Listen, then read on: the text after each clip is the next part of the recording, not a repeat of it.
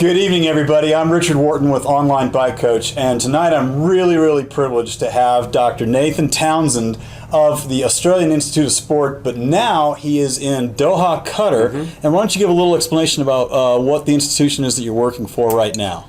So I'm Australian and I live in the Middle East in Qatar. And about 5 years ago, I went over there to take up a position working at Aspetar Orthopedic and Sports Medicine Hospital, which is it's in a large sport zone in Doha, which they are using to prepare athletes for the 2022 World Cup. The 2022 World Cup of football. That's right. So the FIFA World Cup. So basically the area, the whole zone, was created about 10 years ago to create and they have a sport academy there. Where they have the young athletes, the developing athletes, and their main focus is football. But they want to expand their whole kind of sport industry in Doha. They want to have more sport. They want to have a healthier population. They want people doing sport, and along with that, if you want to have a country of people that are healthy and doing sport and doing it correctly, it's good to have sports scientists working in the country. Perfect. So you're the in-house experts. That's right. Exactly. Very cool. So I there was an opportunity. I was working at Deakin University before I came over, and then an opportunity came up, and then I looked at the facilities. We have some fantastic facilities there. We have a 25-room altitude dormitory. So oh my gosh, an altitude dorm, and you're at sea level. You're on the Persian Gulf. So it's at sea level, but there is 25 rooms. Each one is like a different atmosphere. Well, it's like a hotel room, It's like a room in the hospital, and we can get every single room. We can bring it up to about 6,000 meters of altitude if we want to. That's going to pop some ears. Well, it's not. It's what we call normobaric hypoxia. I see. And normobaric means the pressure stays the same. So what we actually do is to simulate the altitude. We bring the oxygen level down. So we pump in more nitrogen to the room, and that displaces the oxygen, brings the oxygen percentage down, and that it's not exactly the same as what happens at real altitude, but it simulates it. It still brings the oxygen level down to the same level that you would get when you go to real altitude. So at real altitude, the pressure is lower, but the percentage is the same. So for us, when it's artificial altitude, the pressure is the same, the percent of oxygen is lower. So you can get more saturation of oxygen when necessary, but it's also, there's less of it. If we want. So what we do is when we we measure people, we put a pulse oximeter on their finger. And we can see what their oxygen saturation is. And we would bring that down to levels that we know stimulate erythropoiesis. So that's what we're trying to go for. We're trying to stimulate erythropoiesis so that. Why don't you explain to them what that means? So erythropoiesis is basically it's the production of red blood cells. So normally at sea level, we have a certain amount of red blood cells. Let's say 42%. Well, that's the hematocrit. I'm sorry. I beg your pardon. Yeah, we have a certain amount. I'm jumping. But we also, some people can have 42%, which is the percentage of red blood cells in the whole blood. You can have some people. You can have a very highly trained endurance athlete that has a hematocrit of 42%, and you can have a sedentary person that's not trained at all with exactly the same hematocrit. But the total blood volume, the total amount, will be much higher in the athlete. Is that known as total hemoglobin? Well, you have total hemoglobin mass. So THB. You have the total hemoglobin, which is one of what we think that's a very important parameter, because it's the hemoglobin. It's the transporters. That's right. It carries the oxygen. So the more hemoglobin that you have, the more oxygen that you can transport. Got it. But typically, you want the hematocrit, you want the percentage of the red cells to stay about the same as you do at sea level. If the amount of red blood cells in the total blood goes up too high, so let's just say and this is what happens with artificial doping and Sure, stuff, sure. you know. Yep. So if it goes up Taking above, EPO, that's taking right, synthetic exactly, EPO, or doing, or recombinant EPO. doing transfusions or whatever. So if you go up above 50%, Right. and certainly above 55%, the blood starts to get thick. Gotcha. Okay, and the Okay. viscosity and the thickening of the blood can actually be counterproductive. You know, but still, the goal is to. Yeah, the goal is to increase the amount of red blood cells, Yes. you know, and total hemoglobin mass. Okay. And Don't worry about it. They're doing what they're doing. So it's The locals. we're on the edge of the country, man. Yeah, yeah. You know. So with erythropoiesis, you're getting more red blood cells. You're not necessarily gaining more hematocrit. that's right. So that's right. So typically what does happen is when you go to altitude, the hematocrit does go up. Sure. And it goes up very rapidly before you increase the red blood cells. So Right. one of the things It's a leading indicator. So, well, it goes up because the rest of the blood, which is plasma, Yes. is that the level of plasma can go up and down much more rapidly. So it goes up when you become well hydrated. It Got goes it. down if you're dehydrated. Got it. It can go up and down to try to regulate and keep the blood pressure stable. Yes. Okay. So if you, okay. for example, if you were to the best example is like when you go to altitude, the body kind of is saying, well, there's not enough oxygen here. We need more oxygen. Right. And it makes sense. So in order to bring the hematocrit up very rapidly, Right. like in a shorter amount of time than it takes to manufacture new red blood cells, which is 7 to 10 days. Okay. So in the first 2 to 3 or 3 to 4 days, at altitude, you have diuresis. You actually go to the toilet more. Sure. Your urge to go increases. The body naturally will decrease its plasma volume. So it's vasoconstricting. No. You're Okay. just using the hormones. So the normal fluid balance hormones in the body Right. will act in such a way that they are promoting diuresis. I see. Okay, so the body will become a little bit dehydrated, which is not a bad. People seem to think this is a really, really bad thing. It's not as bad as what they think because you don't really, it's a natural process. well, your cells don't actually get it. It's your plasma volume that comes down. Okay. You can maintain your hydration status, but your plasma volume will come down. And then that's important. So then when your plasma volume comes down, hematocrit goes up. And even though you've actually, at this point in time, you've lost a little bit of total blood volume. Sure. Okay. And then hopefully later on you gain it, you make it back up by producing extra red blood cells. Got it. Okay. So that will happen. That sort of happens in the beginning at altitude, and then later on, and it's very difficult to get increases in red blood cell mass, or total hemoglobin mass. All right. So You've now given them altitude. What are the other parameters? Are you hydrating them? Are you giving them IVs? No. How does it work? So there's a couple of things, with altitude, for example. One of the things that we know, and this is as much from research studies as from practical experience, and there's a lot that you actually learn when you do a training camp or if you do a research project. There's a lot that you learn about the camp or the altitude training camp itself and the way people react that doesn't actually make it into a paper. Okay. So often you're collecting data, maybe you're doing blood samples and we're doing exercise testing and this kind of thing. And we're measuring hemoglobin mass, of course. Okay.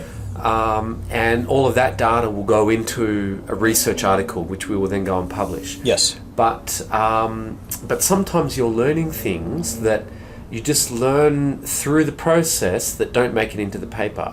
As an example, you might learn that one of the people that didn't respond during the research project. Yes. Okay. And when I say didn't respond, what I would mean by that, your sample population. That's right. So let's just say we have 12 athletes. So they go on an altitude training camp, and 4 of them have an increase in hemoglobin mass. Right.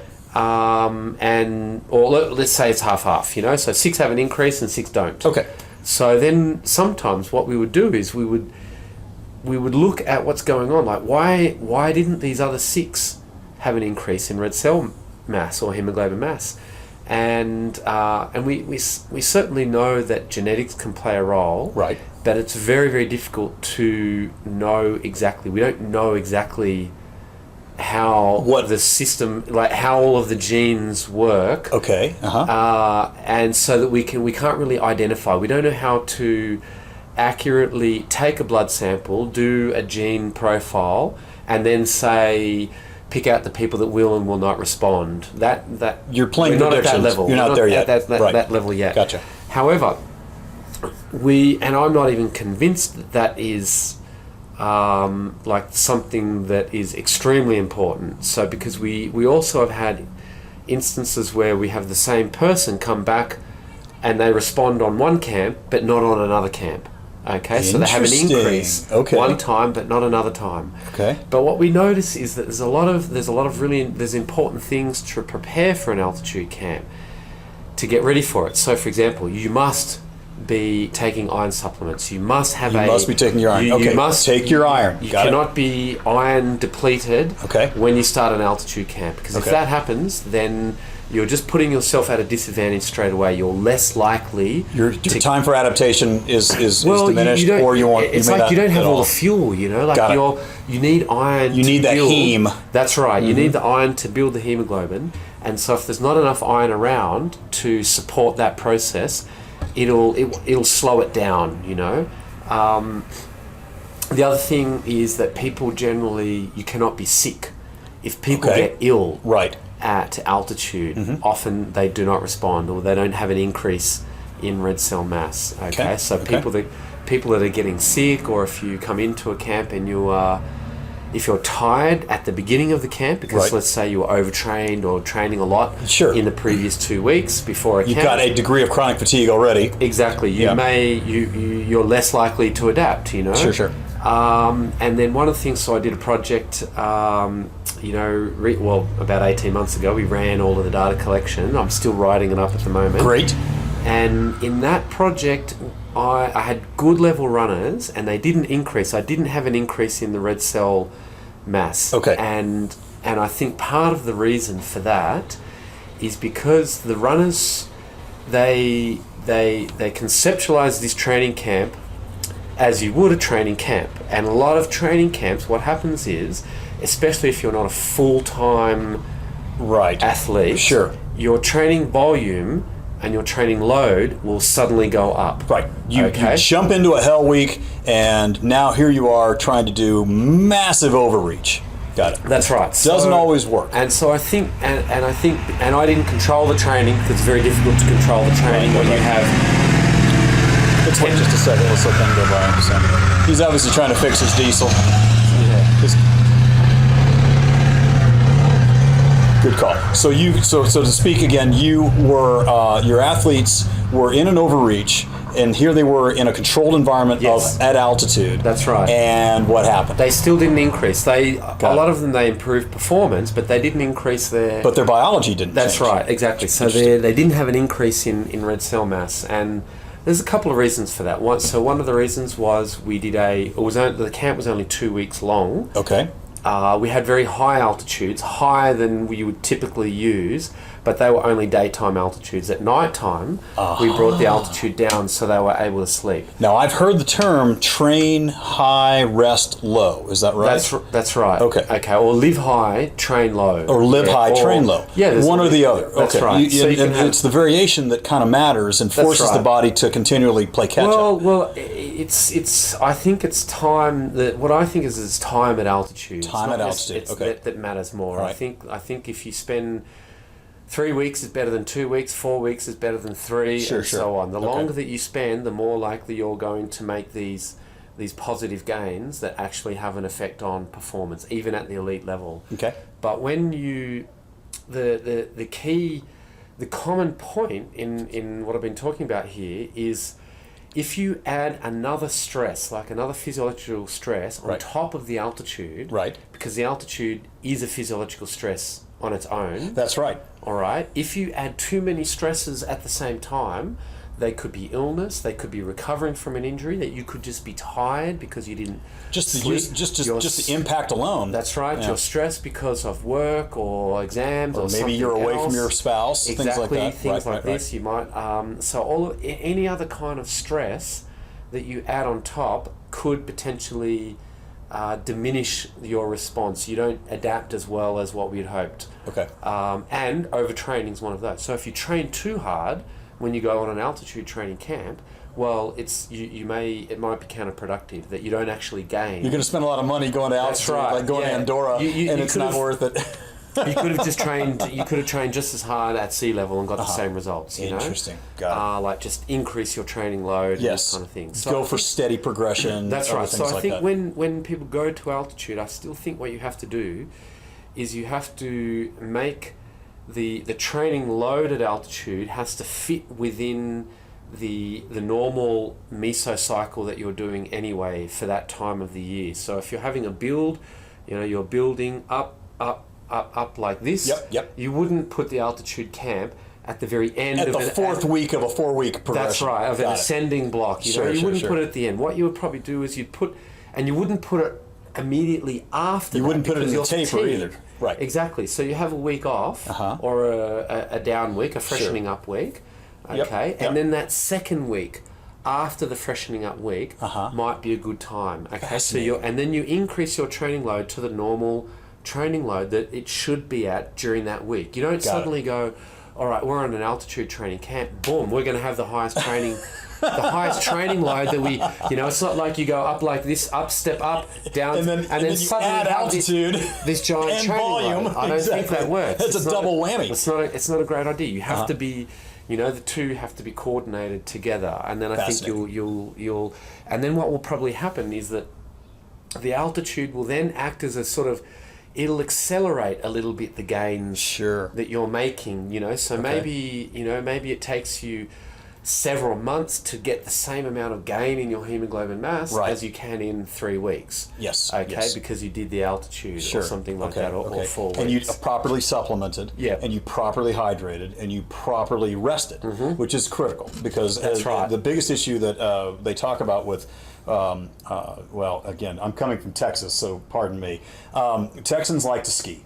And they come from 400 feet above sea level. Yeah. They go to Aspen, which is 9,700 feet above sea level, and they can't understand why having 1 or 2 drinks a night and then going out and trying to ski 8 hours leaves them just completely knackered for the next 3 days. Yes. And they realize that, well, wait a minute, hold on, you gotta go through almost like an alcohol abstinence for 3 or 4 days and just take your time and give yourself. And I tell people they have to go 7-day trip, make it a 10-day trip. It's the same thing. It's like they go skiing and they're just not prepared for it. They're going skiing and they're doing this huge increase in impact loading and all of that, and they haven't trained for it correctly, Right. So you can't do the same kind of dry land training at sea level that you're going to experience with all the bumps and the ice and the different types of balance dynamics and things like that. You can be healthy and you can be fit, and that's what really matters. You want to be you want to have a sense of what I call whippedilling. Yes. It's that sixth sense of it's a mix of fitness and balance and acumen to know that, okay, hey, I'm gonna take this turn. I'm gonna start a little gently. I'm not gonna go jump to the double diamond and try to cheat death and blow my knees out, things like that. So that's fascinating. So we also have, what else do we have at Aspetar? We have some altitude training chambers. We also have a heat chamber. So we do research talk about that, heat. because here you are in Doha. You're going to have the World Cup. What's the average temperature going to be in July, August, and September? Yeah, so you're talking about the IAAF World Championships, actually. Yes. Okay. So we've got the World Athletics Federation World Championships coming up at the end of this month in about 1 month's time. Amazing. Probably an 8-lane 400-meter track. It's beautiful. I haven't seen the schedule for the time of the day when a lot of the events are on, but it's going to be hot. Yes. At the end of September, it's still pretty hot. So anything that is happening in the daytime, we're talking. Sorry, I have to talk in metric, please. Metric, I understand. Please, no. This is a global audience. Yeah. So the daytime temperatures are going to be 35, 36, 37. something like that. Yeah. And the nighttime temperatures at that time of the year will be about 30. So they do not come down to 24 or 25. No, it will not get down to 24 or 25. So you're still sleeping in your own sweat. The humidity will still be pretty high. Gotcha. Okay, so I think what they will do is they will do most of the events that get the highest heat load. Right. They'll run those events at night time when it's cooler. Got it. Or those events. So, for example, when the events that have the highest heat load, paradoxically, are not very long events. So this is something that we learnt from the UCI World Championships. Okay. So we did a project. Now you were there. That was 2 years ago, right? I actually wasn't there at the time. Oh, no. I was at a conference in Canada. Oh my gosh! Okay. When that happened. Okay. It was better to be at the conference than the World Championships. Okay, I understand. Sure.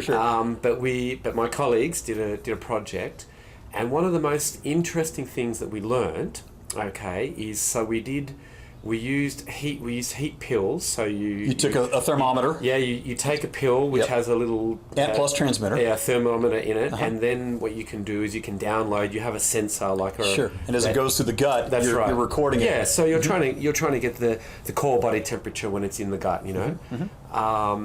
And then what we did is we did that on a number of athletes that competed in both the time trial and the road race. So both men and women. Right. Okay. We found we tried to get athletes that were doing both. Well, I remember the women, expired at the finish line. I mean, they were so just exhausted that the road race or the time trial. It was the time trial. Yes. So this is what we found. So in the time trial, the core body temperature, even though it's a much shorter event, the core body temperature goes up a lot more. Wow. Okay, than the much longer event, which is the road race. Yes. And we all thought, the road race, everybody's going to have this, this crazy, like the core temperature will just keep going up and up and up. It's such a long race. But the important thing to remember about heat, in a way, is that basically most of the heat comes from yourself. You are the one that's creating the heat. Right. And the higher the intensity, the greater the heat load on the body. Okay? And basically, what we're just trying to do is we're just trying to, it's not like the atmosphere makes us hot. It's not like when you go and exercise in Doha or somewhere in a hot environment, it's not the atmosphere that makes you hot. It's your own internal heat production. It's the muscle and the bone makes you hot. And the fat insulation and all that. No, just the muscle, just the ATP. Okay. So when you split that ATP, friction at a molecular level. That's right. When you split the ATP, and that converts the chemical energy into the mechanical energy, which is movement. Yeah. That's only about 20% efficient. So the rest 80% is heat. Is heat. Okay. So we're creating a lot of heat. And the hotter the environment makes it more difficult to actually dissipate or lose the heat. Got it. So that's why we're trying to convect and we can't. So we're heating up in a hot environment because we cannot lose the heat that our own body is creating as effectively. Yes. And the higher the intensity, the more heat you create. So what we found is that in all the shortest events, the time trial, which is a lot shorter than the road race, it wasn't even an hour. The core body temperature is just going up like this. It's just going up. It's continuing to increase all throughout the race. Did you watch their watts go like this? Or did you just study some of that? I can't remember all of that data. We didn't, a lot of it is, people, that's pacing. We know a lot about pacing. You have this profile and... Okay. But typically what does happen from studies that we've done in the lab, of time trials in the heat, what happens is that people start at the same wattage as they do in normal conditions, but then the power goes down, they diverge. The power goes down a lot more. Their perception is that they're still pushing. In the beginning, they're not that hot. Yes. So it takes maybe at the beginning of a time trial, it might take you 15 minutes for your body temperature to actually... To reach equilibrium.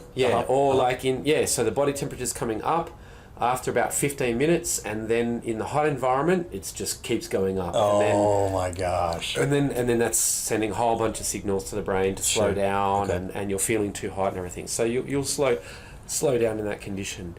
So that was really interesting. So what I expect is with the athletics championships, is that all of these events, I think there's we won't call it a sweet spot because it's the opposite. It's a sour spot. It's like between, shorter than a certain amount of duration. Almost like an 800 meter versus a 1600 probably. I meter. don't think we don't think that at 800 meters they're not really going to get affected. Okay. A 1500 meter, probably they're not going to get affected. But as soon as you go to 3K or 5K, then they can't maintain that. That will get affected. So as the race goes longer, right, it will become affected by the heat stress.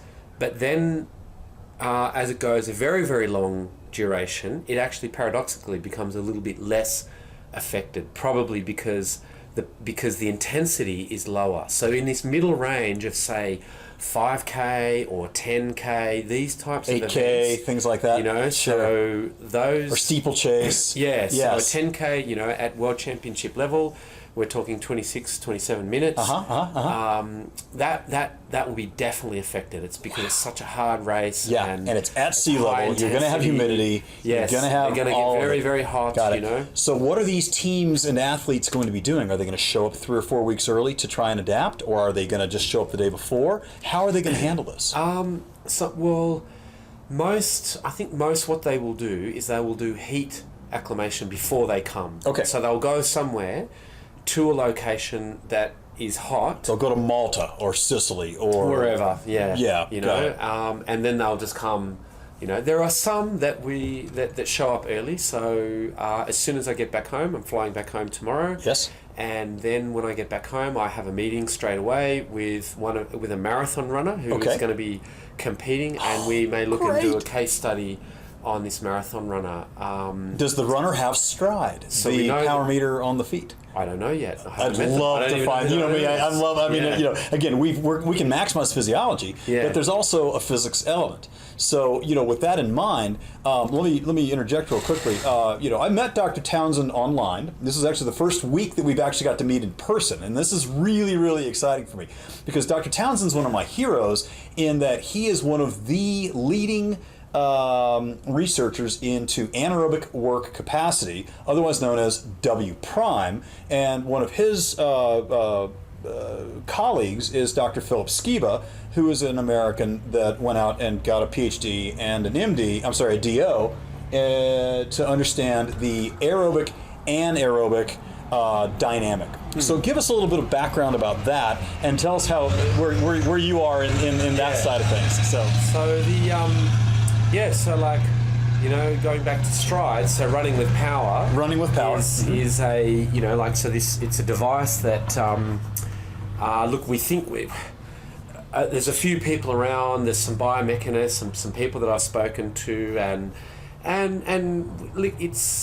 think that the stride it's not quite there yet. It needs. I understand. It needs it's a first generation, second generation product. It's not quite there. We've got 20 plus years of bicycling power meter. That's right. To become more accurate. I understand. Running is a special case because if you run uphill, then your metabolic power or the power that you're producing is not reflected very well in accelerometry because you're actually running kind of slower when you run uphill, but you're running against gravity. So unless you have some kind of correction factor for that, it'll underestimate the actual intensity. Understood. Okay. However, in cycling where we have power meters, that was really having power meters was a way that we were able to actually understand much more effectively what is going on in road racing especially. Right. And we expect that some of the similar things are occurring in running-based sports as well. So for example, with power meters in road racing, what's happening is that when we look at a typical profile of a road race, we don't see the power doesn't come up and go nice and smooth like this. Exactly. Okay, in a time trial, it doesn't even do that. It is stochastic. It's more constant in a time trial, but it comes up and it goes like this. You still have a stochastic mode. Exactly. Right. But in a road race or a criterium, you get the power's going up and down like this. It looks like the Santa Monica earthquake. Exactly. Right. So it's going up and down and up and down and up and down. Okay. And then it becomes very, very difficult. It's like, well, how do we sort of, how do we assess like this race? How can we compare whether that race is harder than that race there? That race they were both the same duration. The average power was the same, but the profile of the power profile, like how like whether it was more surgery or less surgery could be different. Sure. And that can be dynamic. Different. That's right. It could be that can give a different stimulus or a different loading on the body. A different level of fatigue. Possibly a different level of fatigue. Okay. So it affects the body in different ways. And one of the ways that we look at that, is to look at, so if we go back to the 1960s, in 1965 there was a paper by, it's now quite a famous paper in cycling and in Bannister paper? No, it's Monod and Scherer. Oh, Monod. Oh, in the Monod. Okay, Yes. So Monod and Scherer. So they did some very, very basic mathematical modelling of what we call the power profile curve. Favorite part. And they were not the first people to do this, by the way. So the first people to look at the relationship between in human beings. Yes. The relationship between how much let's just physical intensity that you can sustain. Yes. For a given amount of time. Okay, versus many different times. Over different time periods. That's right. Mean max power over power distance, power time curves. Or it was not power in the beginning. So the first people that looked at this... It was velocity. It was running velocity. And this was looked at way back in the 1913s or 1910s or 1915 or around... I think it was A.V. Hill. And he plotted the world records at the time or for different distances. The 100-metre or 100-yard dash. 5K, 1,500 meters. These very cool. And so he created an asymptote, and he found this curve that came, it came down, and then it started to gradually plateau came, and it started to plateau. Yes. And then so in 1965, Monod and Scherer, I think they were the first people to do that with actual power output on a cycling ergometer. Got it. And they found this curvilinear relationship. The power comes down like this, from seconds to minutes.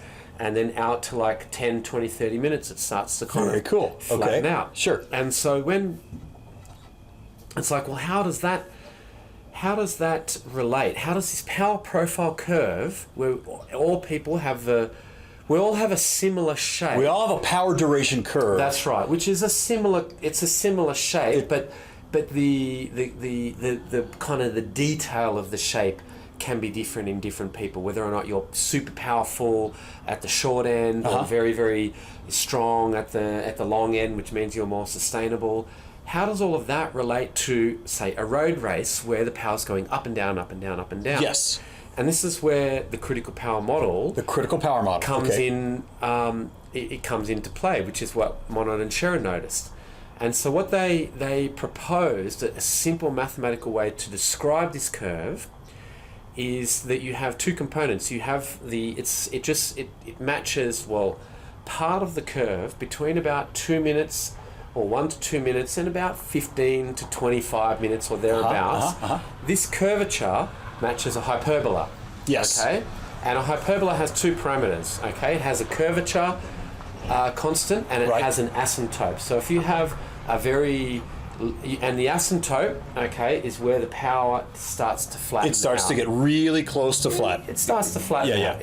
In reality, it doesn't actually ever flatten out. No, exactly. Okay? Or maybe it does. That's why it's an asymptote. That's right. Maybe it flattens out, but after a very long period of time. It's at infinity. 12 hours. It literally happens at infinity. Hours or something And if we can make a small change in power over time at those levels, we know we've raised the entire curve. Yes. And so then where it starts to flatten out, and it's just in this range of like, say, 2 to 20 minutes or whatever. Where it matters. That's right, where it matters. Then we know what we've learnt since 1965 is the part where it flattens out tends to match the highest aerobic intensity, where we can sort of sustain a steady state aerobic intensity. And what is that term? Tell us what term is. That's what we would call critical power. Critical power. Thank you. Okay, so this is what we call this. Yes. So when Which is the scientific term. That's right. Not threshold. Threshold is an anecdote. No, threshold. There's two different aspects. So the threshold is the way that I like to conceptualize it. Okay, so threshold is a physiological phenomenon. Okay. It's a series of mechanisms in the body. So as you are increasing the exercise intensity, you get to a point where you're no longer able to sustain that intensity with aerobic energy by itself. Okay. You must use anaerobic energy. Okay. Well, what really actually is happening is that every time I do something like this, yes, I'm using anaerobic energy. Yes. Okay, because right now, sitting here, most of the energy that I'm using to talk and just to live completely aerobic is completely aerobic. Yes. Okay, so I'm not using really any aerobic energy. Actually, I am. I'm using aerobic energy all the time, even to move my arms. Sure. Even to do everything. But in the background, the aerobic energy is turning over at such a rate that it matches the anaerobic energy expenditure. Okay, so it's a 1-to-1. Exactly. So Gotcha. let's just imagine that, like, normally if you're just walking, so when it's 1-to-1, when the energy demand, okay, which is your normal, whatever you're doing at that instant moment, your literal work. that's right. I could be walking, I could be cycling, I breathing, could be drinking a beer. Have a beer, clink, do it.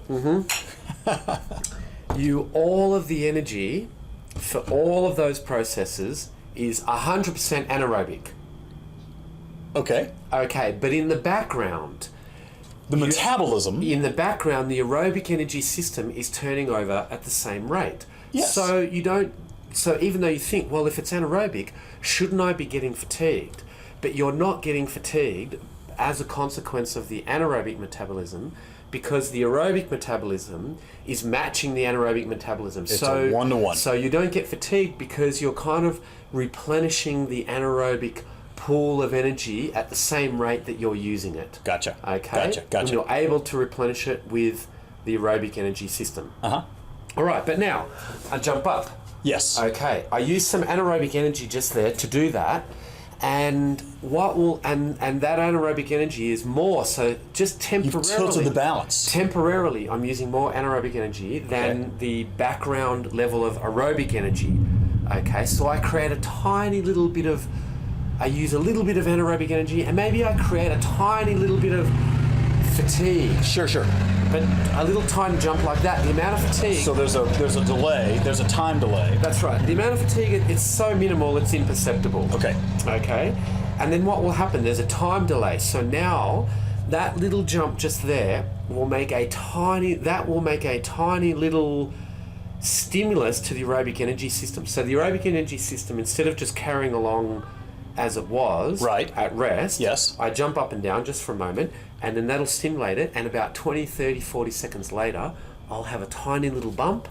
My aerobic energy... Your heart rate may rise. Tiny little bit. Uh-huh. I'll have a tiny little bit of extra aerobic energy in the background that is then going to sort of replenish that anaerobic expenditure that I just made. Sure. And then I'm not continuing it. So I'm back to normal. We're perpetually doing a buy now, pay later. Exactly. That's exactly what is happening. That's how the energy system works. It's always buy now, pay later. Yes. And when we say pay later, it's always paying... It's not that much 25 later. seconds, isn't that 30, right? 40 seconds later. Yeah. Okay? So the aerobic energy system is catching up to the energy demand always. And of course, it's also slower on the recovery side. Okay. So even though it takes a while to catch up, also, if I stop exercising, the aerobic energy system will remain a little bit higher than the energy demand temporarily as well. So your metabolism is now a little bit higher. So pushing a little bit. This is to recover. So this is what we call EPOC. I love that word. I love that acronym. Excess post-exercise. Consumption. Oxygen consumption. Yes. So that's basically involved in... Which is when you burn the fat. In the recovery, But what we now know is when you go above threshold... Yes. What threshold is... And it is separate from critical power. Well, critical power is an estimate of the threshold. Okay, so when we estimate critical power, we take a we do the modelling, we do our test, we do a short test. Critical power curve. Yeah, we do a short test and a long test, and we model we do a curve fit. Because you had me doing 5 separate tests. Yeah. He coached me for about a year, so it was cool. I asked for it. It was I paid for this. This was a service I expected, so this is cool. And then so you get that estimation, but really it's you have to still validate that, and that's been done in the science. And we know it's pretty close because there's multiple studies in the science that show that when you are at or just below the critical power, the VO2 stays in a steady state. So you can ride at an intensity, and the VO2 will come up, and it will reach a plateau. It'll reach a stasis. Yeah, it'll reach a steady state. And there's a bit of debate about this, whether or not it's a true steady state or not. And some of us are talking about these things. And of course, the big debate is it 60 minutes or not? Yeah, don't worry about that. Right. So, but really, then when you go above threshold, what will happen is that the VO2 will just continuously rise. Okay, and it just keeps going up and up and up and up. All right, and the reason for that now is because when I do the little jump like this. Yes. Okay, and I just do a little jump here. What will happen is that the intensity is so low. At very low intensity, the VO2, the kinetics, the speed that it takes the VO2 to get up at low intensity is actually quite fast. It's probably shorter than 30 or 40 seconds. Okay. So maybe in a well-trained athlete, it might be as short as 15 or 20 seconds. Gotcha. Okay. And because the intensity is quite low, you don't make much fatigue. You get up to the level and it's all in balance nice and quickly. Mm-hmm. As the intensity rises, the lag of the VO2 gets long, it's slower and slower. Because as the intensity rises, what we're doing now is we are recruiting more and more fast twitch. We need to recruit fibers that are stronger and able to handle this higher intensity. Blow this off your face. Yeah, there we go. Okay, so we need, at low intensity, we're just using small muscle fibers and small motor units. Sure. They're not very strong. Mm-hmm. Proprioceptors, little things like that. They're not very strong. They're very fatigue resistant. They don't get fatigued easily. Have fast VO2 kinetics, so we don't create much fatigue. But as the intensity is higher, and we need to recruit more fast twitch fibers, which are larger, the motor unit, when you stimulate one nerve, instead of innervating 3 or 4 fibers, maybe it innervates 20 or 50 or something like that fibers. So we turn on a lot of fibers all at once, and these fibers, they don't have very good VO2. They don't have very good oxygen consumption kinetics. These are your lactate shuttles. Exactly. Yep. These are the fast twitch fibers. Gotcha. Okay, which are what we would, which are used for high intensity explosive type activity. Got it. And now, we're not talking at the moment. We're not talking about just like short, sharp, do it and stop. Right. Okay. These are 1 minute, 2 minute. We're talking about an interval, a surge that's like 2 minutes long or 3 or 4 minutes long or whatever. So now you are at this level where you are sustained. You're using these fibers, which are now, and again, as before, we were saying we're always buying now. We're always using, as we increase the intensity. Yes. We use the anaerobic energy system to step up the intensity. Yes. And the aerobic system catches up later. Here's the trick, the key to what threshold is. Okay. When you get fatigued, so when you use the anaerobic energy system, okay, and you create fatigue, and I mentioned it before, I did a little jump. Yes. I created a little tiny bit of fatigue. Yes. But not enough. No. When you have more anaerobic energy expenditure to meet the energy demand, because the aerobic system now it's taking longer, you're still above. You're paying the price. You're not at that 1-to-1 level yet, and you got to maintain the power. It's taken time to catch up. Your metabolism. You're getting fatigued at this point in time, fatigue causes inefficiency in the metabolic machinery at the level of the muscle. Okay, you become inefficient. All right, and this happens very, very rapidly. Yes. Okay, like as the fatigue is occurring, you are becoming inefficient at the same time. So imagine your energy demand. Like imagine you step up to here, right? Yeah. And that was so here's rest. Boom, you step up to here. Threshold's in here somewhere. Right. You're above threshold. Yes. All right. The VO2 kinetics. You are now on borrowed time. So you're going like this. This is the energy demand. So the VO2 kinetics. Normally at low intensity, the VO2 kinetics, they come up, they merge, and then they merge, then they meet. So then the aerobic energy supply meets the demand. We don't get continuously more and more fatigued, and we can sort of sustain that intensity. Sure. Up here, the kinetics are slower. So by the time this doesn't happen, you may not ever even get the there. energy demand does not stay the same. Right. Because you become less efficient. So because you become less efficient, now you need more energy produce the same external power output. Okay, so imagine this is 400 watts, and at the beginning, when you very start 400 watts, well, you need 400 internally. Yes, it's a thermodynamic issue. Let's say 20% efficiency, which would mean that we need approximately 2,000 watts. Got it. To get 400 at the legs. That's right, exactly. And the rest of the other 1,500 is being dissipated through heat. That's right. Right.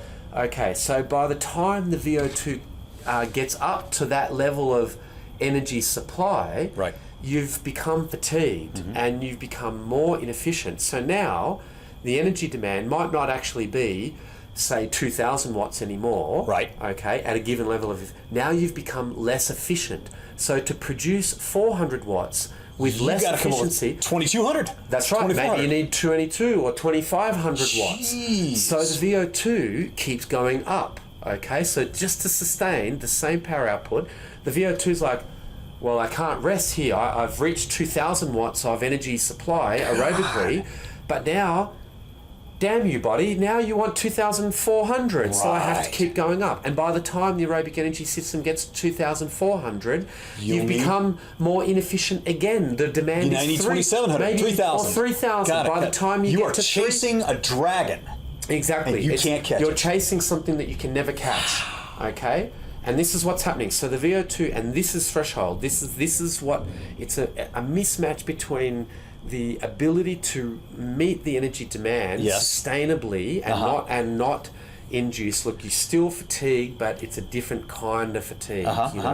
Even when the energy demand matches the supply. Or the supply matches demand, you're going to fatigue, but you're not going to fatigue using the same mechanisms. So the mechanisms above threshold of fatigue are driven by this anaerobic energy component. Okay, so again, it's this buy now, pay later, which we call the oxygen deficit. That's correct. Okay. And if you're in an oxygen deficit, if the energy demand is higher than the aerobic energy supply, you eventually fail. You're in an oxygen deficit. Yeah. Your anaerobic energy system is making up the shortfall. That's producing fatigue. Tons of lactic acid. And the type of fatigue is what we would call peripheral muscle fatigue. Peripheral muscle fatigue. So it's originating from using the anaerobic energy system, which is phosphocreatine is breaking down. Yes. We're producing inorganic phosphate, which we know affects the efficiency it's changing of the pH. cycling. Yep. The relationship between... It's affecting Krebs. Yeah, we have changes in the high-energy phosphates, so the relationship or the ratio of ATP to ADP changes, the amount of AMP, and a lot of these biochemical changes are changing the efficiency at the level of the muscle.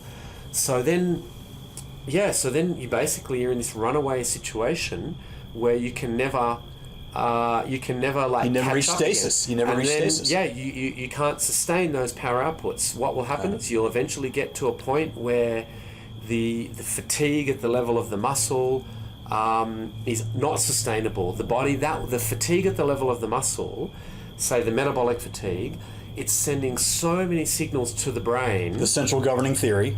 Not necessarily the central governing theory, okay? But we certainly know that there's brain regulation. The muscles and the body and the brain are they're constantly talking. They're communicating. Of course, and it's a constant feedback loop. Okay, so if your body, and it's not just the muscles, it's other parts of the body as well, but we think during this short, so in the range of say 2 minutes to 15 or 20 minutes, it's kind of the muscle is dominating the feedback to the brain, which is saying you must stop exercise. Okay, when it's longer, when it's 30, 40, 50 minutes, the muscle's actually not dominating anymore because we're actually below threshold now. Yes, we are. We're at or we're below threshold. So we're not really, we're able to meet the energy demand, so we're not producing a lot of fatigue at the level of the muscle, and that's not the thing that's slowing the person down and decreasing their power over these longer durations. Yeah. But above threshold, it's definitely muscle driven. Okay, so it's energy system driven. So it's anaerobic energy supply, making up the shortfall for the lag in the O2 energy system, which is not making it, and then that is producing fatigue.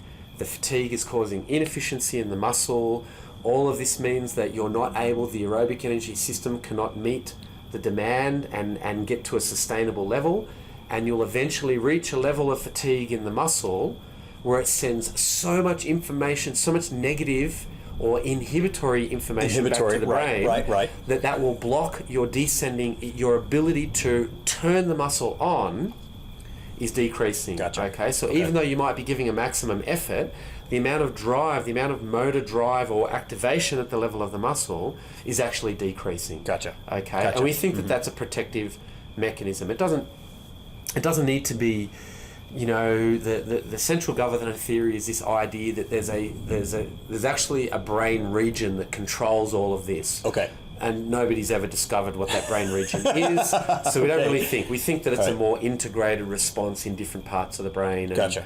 Has a lot to do with what's called group 3 and 4 afferents, which are sending information from all over the body back to the central nervous system. And then of course the thing that, eventually what happens is if your VO2 keeps going up, well, it hits VO2 max. Which is? And VO2 max is, it won't keep going further than VO2 max because now the oxygen delivery to the muscle is what's limiting the ability of the muscle to consume oxygen. Right. Okay, so now you just got to the point where, well, I can't...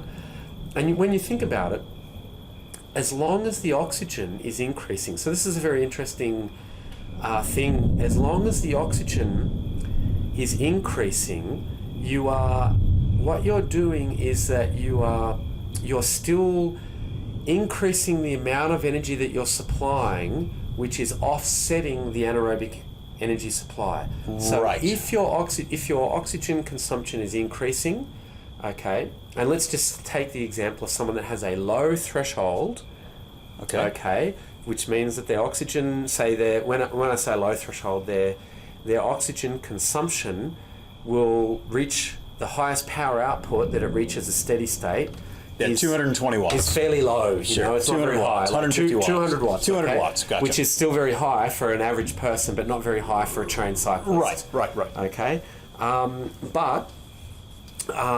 your VO2 at 200 watts, we know 200 watts in cycling is about 3 litres a minute. 3 litres per minute. That's right. That's a magic number for you. You gave me that number 3 years ago and then recently.